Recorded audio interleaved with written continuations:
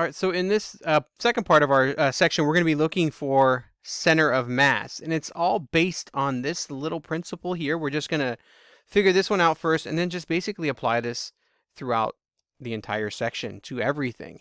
So our principle here is if we have a center of mass here, then if you were to multiply 2 by 4, you would get 8. And if you took 4 by 2, you also get 8. They're equal. So if you took the mass and the distance from the center of mass, and you took that mass and its distance from the center of mass, their products would be equal. So 2 times 4 is 8, and 2 times 4 is 8. They're equal. So we can use this to find our center of mass. Now let's just ignore this. So let's just say that we don't know that it was at 4. And we don't know that that means that would be a distance of 2 and a distance of 4.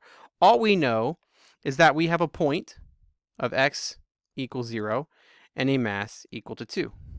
And over here we have a point equal to 6 and a mass equal to 4. And so we're going to call that x2 and that x1 and m1. Now what we do know is that mass times that distance is equal to that mass times that distance. So we will now call that d1 and d2. So what that means is 2 times d1 has to be the same as 4 times d2. So 2d1 must equal the same as 4d2. Well, what is d2? Well, we're looking for, right here, our center of mass. So we're going to call it x with a little bar on top. And so that distance would be 6 take away x bar on the right. And the distance on the left would be x bar take away 0, because that's our x coordinate. So we're going to go from x bar to 0. Multiplying by 2. So that means we would have 2x bar, and on the other side we'd have 24 minus 4x bar. Well, these are equal. So if we now solve it, we add 4 to the other side. That would give us 6x bar equals 24, and if we divide it, we get x bar equals 4, which is exactly what it is supposed to be, which is a 4. So that's all we're doing here. We're going to take our 4 times d2 and our 2 times d1, make a quick little equation and solve, and it'll tell us what the x is. But we're going to do this in a much nicer way, and that means we're going to make a formula that we can just plug all these numbers in. But in order to do that, we need to have an extension. But I want to first look at this again to show you how it works. So we have a 2 times a 4 and a 4 times 2. Let's take a look at a different one. So here's another perfectly balanced one. And so we have a 2 and a 5 and a 5, 2 and a 5. That's 10 and 10. And so we can modify it again, and let's just say we make this into a 6. So now the mass is 6. Well, 6 plus 2 is 8, so we're going to need a nice distance of 8. So if I move this to 8, you can see it works perfectly. 6 times 2, 6 times 2. But it could be anything we want, really. This is still balanced. 2 times 3.75 and 6 times 1.25 are both going to give us the same product. And that's our center of mass. So it's all distance times mass. Well, what if we have 3 masses now? Well, it's the same thing. What's 4 times 6? 24. So now we just have 2 over here to do. So 3 times 6 is 18. 2 times 3 is 6. And 18 plus 6 is 24. So we get a total of 24 here and a total of 24 here. So all that means is we're adding the point, the distance times the mass of all of the points. So if we were to put another one on this side, it would be the same situation. And that center of mass here is just going to change. So again, same idea. As I make that mass bigger, we have to pull the center of mass this way to decrease the distance.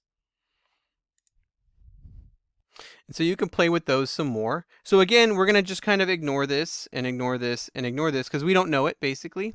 We can't use a calculator to cheat like that. It'd be nice, right? Well, technically we could, huh? But so yeah, you could use those to actually find out what the center of mass is and actually give you a nice picture of it.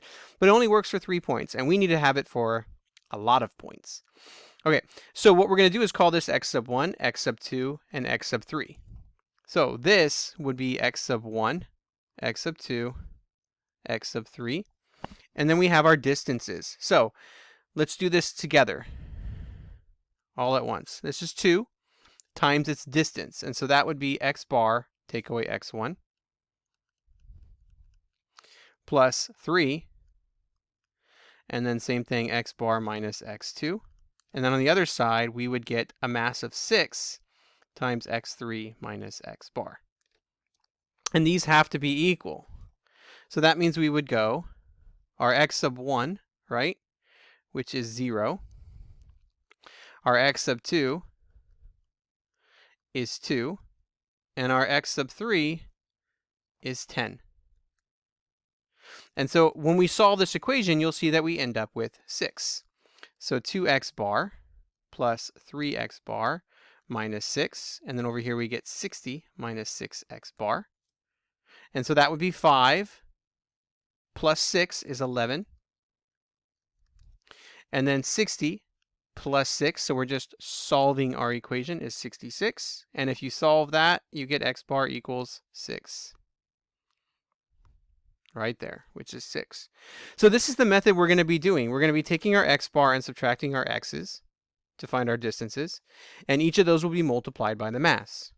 So now we can make a formula after it. So if we put over here, we saw that x sub 1, x sub 2, and why not we just do one more, x sub 3. And then over here we have x sub 4 and x sub 5. And we put a mass on each one. So what that means is we'd have m1 times the distance for 1 plus m2 distance for 2 plus m3 distance for 3. And that has to equal m4 with its distance for 4 plus m5 with its distance for 5. Okay, so what is the distance for 1? Well, the distance from 1 is going to be from here to here. That would be d1. And that would be d2. And that would be d3. And then over here, that would be d4. And it's too black. That would be d5. So all we have to do now is just subtract, basically. And again, we're looking for the center of mass, which is x bar. So d1 would just be x bar take away x. Those are our x coordinates. So you're always thinking about it as 0, and then you're working your way this way. So this would be the biggest. So if that was 10, that would be like 5, 4, 1, that kind of thing. So it's x bar take away x is d1. X bar take away x2 is d2. And then x bar take away x3 is d3. So we can plug those in. So we get m1, and then I'm going to zoom in a bit. This would be x bar minus x1 plus m2. What we're doing here is creating a formula, because as you can see, we had to do all this solving here, right? But it's the same solving. We multiplied, we brought everything over, and then we divided. We distributed everything, we brought it all over, and we divided. So it's the same steps. So if we can make a formula, we can just plug it in, and it's sitting right here. But we want to know where that formula comes from. So it's x bar minus x2 for d2 plus m3, which is x bar minus x3. Okay, so we got the left side done. Now the right side, the x4 is on the right. So that would be x4 minus x. So it's m4, x4 minus x bar plus m5, x5 minus x bar. And now we're going to do the same thing we did up on here. We distributed the 2. We distributed the 4, distributed the 2, distributed the 3, distributed the 6. So now we're going to do the same thing here. We're going to distribute the m's. So it's m1 x bar minus m1 x1. And you probably already see how this is going to be solved to create a formula. And again, we're solving for x bar.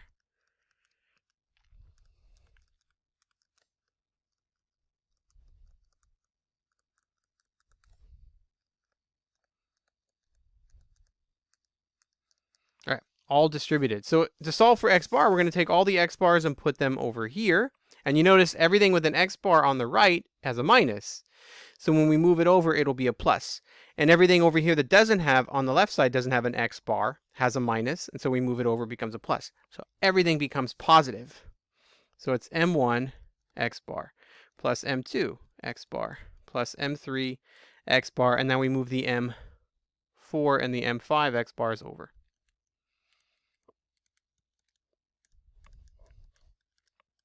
And then we get m1 x bar plus m2 x1, sorry, no bar, plus m3 x3 plus m4 x4 Let's redo that one. M4 x4, it's a little better. M5 x5. Okay. So now all we have to do is look and see if we can divide at the end. That was our last step up there, is after we distributed, we brought everything over to one side and we divided. But to divide, we need to factor out that x bar. That's what they all have in common. So we end up with x bar m1 plus m2 plus m3 plus m4 plus m5 equals all of that above. So I'm just going to put quotation marks there. So now we just divide and we end up with x bar equals, and now we have to write it out because it's a formula, m1 x1 plus m2 x2 plus m3 x3 plus m4 x4 plus m5. Why'd I pick 5, huh? I could have just picked 3 and we would have had this a lot quicker. And then it's m1 plus m2 plus m3 plus m4 plus m5. And so what that bottom is, it's all the sums. This is the total mass. Total of all masses. So you notice there's no subtraction. All we're doing is adding. And so we're getting this formula. We get the sum of the moments. That's what these are called. The m1, x1, m2, x2, m3, x3. These are called the moments. And so all it is multiplying them together. So you're going to take your m1 and x1 and you're going to multiply it, your m2 and your x2 and multiply it. And then we'll divide it by the total mass. So if you look at that up here, we would get 2 times 0, which is 0. 4 times 6 is 24. And then 24 divided by 24 divided by total mass, which is 6, gives us our answer. So all you have to do is make a little fraction and go 0 times 2, that's 0, plus 4 times 6, which is 24. So that's what you're talking about here, m1, x1. So m1, x1, m2, x2, divided by the total masses. So 4 plus 2 is 6, and you can see that equals 4. And then it works the same over here with all 3. So we have 0, 6, so that would be 0 plus 6 plus 60. And then we divide by all of the masses. So 2 plus 3 is 5, plus 6 is 11. And what's 66 divided by 11? 6. So it's a lot quicker to find our center of mass. So let's try one. So we're going to take 3.5 and multiply it to -2. That would be our first moment. So -2 times 3.5. And then 2.5 times 1. And then 8 times 6. Doesn't even matter the order. And then we're going to take and divide this by all of the sums added up. So 3.5 plus 2.5 plus 8. And that will give us our center of mass. And so we get 3.107, or 87 over 28, or 3 and 2/28, which is the one I like. 3 and 3/28 to give us our 87 over 28. Okay, so that would be our center of mass. Our x bar is equal to that. So right about here, that would be our center of mass, so that would be our pivot right there. That would balance everything left to right. So all you have to do is multiply the mass and its location, mass and its location, mass and its location. That would give you your numerator. Add up all the masses, and that would be your denominator.